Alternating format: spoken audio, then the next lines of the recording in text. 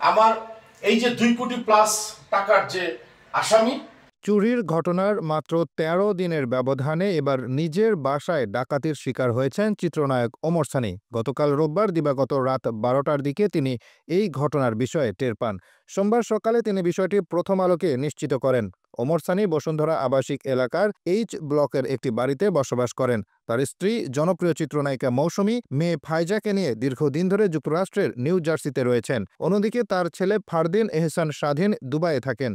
বর্তমানে ওই বাসায় সানির সঙ্গে তার এক সহকারী থাকেন। ওমর সানি জানান, ঘটনার সময় তিনি বাসার বাইরে ছিলেন। রাত ১২টার পর বাসায় ফিরে তিনি দেখেন মেইন গেট দিয়ে ঢোকা গেলেও বেডরুমের দরজা ভেতর থেকে বন্ধ, চাবিটিও ভেতরেই ছিল।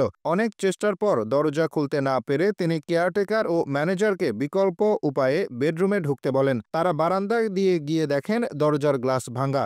এরপর দরজার ছিটকিনি খুলে তারা বেডরুমে প্রবেশ করেন এবং দেখেন ঘরের অবস্থা অস্বাভাবিক।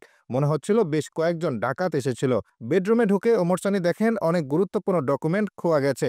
এর মধ্যে রয়েছে ২ কোটি টাকা প্রতারণার মামলার নথি, একটি আইফোন এবং তার মেয়ের ছোটবেলার কিছু স্বর্ণালংকার। Hasibur Rahman, daily our Bangladesh.